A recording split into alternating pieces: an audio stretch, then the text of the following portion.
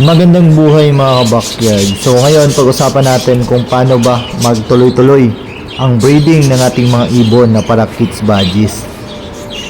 So magbigay ako ng 5 tips sa inyo. So una, tamang location. Para sa ating mga alagang ibon, so ang sinasabi ko na tamang location is yung hindi sila madadapuan ng mga predator. Ano nga ba ang mga ito? So, ang mga predator na pwedeng makabulabog o maka-stress sa ating mga alagang ibon is katulad po ng daga, aso, pusa, at ikaw. So, bakit ko ba nasabi mga ka-backyard na kasali ka kahit ikaw yung nagmamayari sa kanila?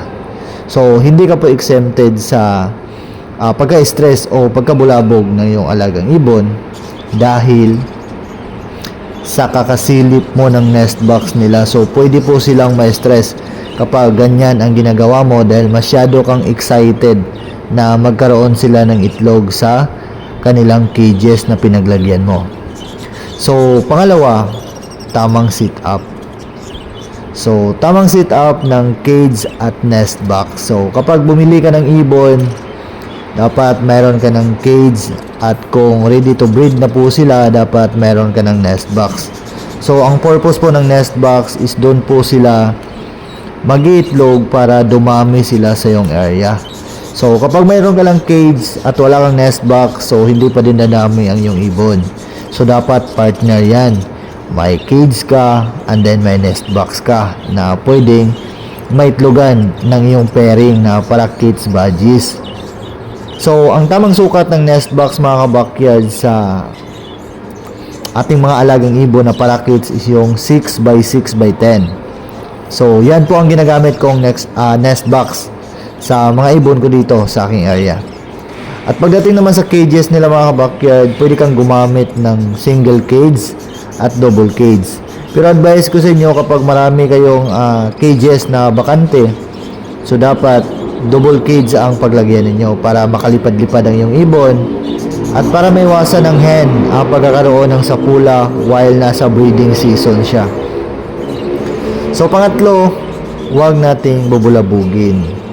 So pinaka-importante talaga ito mga ka-backyard na huwag nating bulabugin ang ating mga alagang ibon, lalong-lalo na pag nag-start na silang mag-breeding.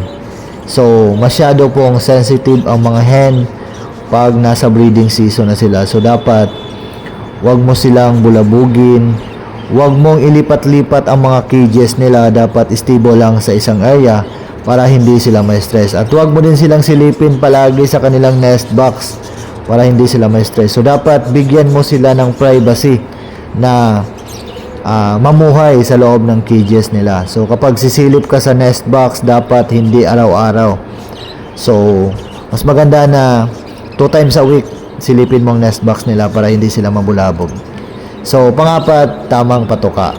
So kapag ang ibon natin mga ka-backyard is nasa breeding season sila, so dapat magbigay tayo ng tamang patuka. So ang pagbibigay ko po ng patuka sa aking mga alagang ibon habang nasa breeding season sila is nagbibigay lang po ako ng ng kalahating takal ng pakainan nila.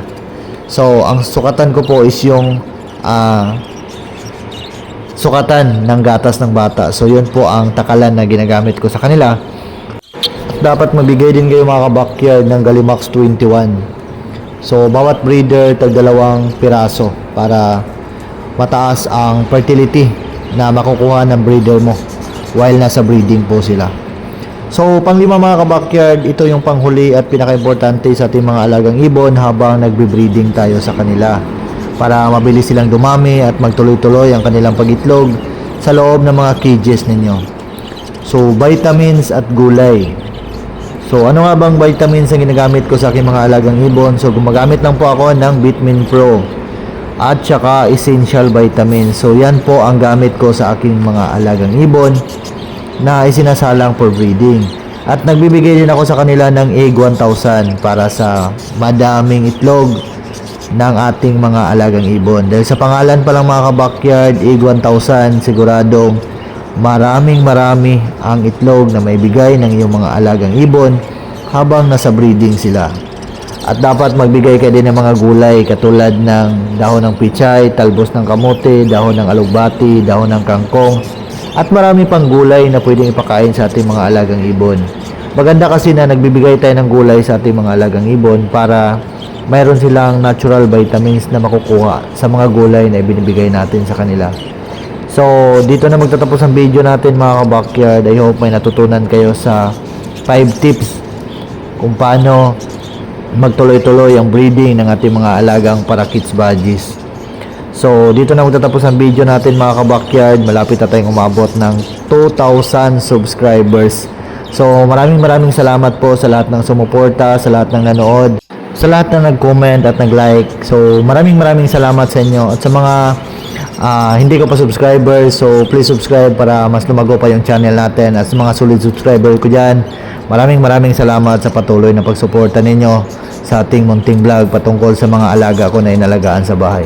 So God bless po sa ating lahat mga ka-backyard. Dito na mag-end ang ating video. So mag-ingat po tayo palagi, enjoy lang po tayo sa hobby natin kung saan tayo masaya.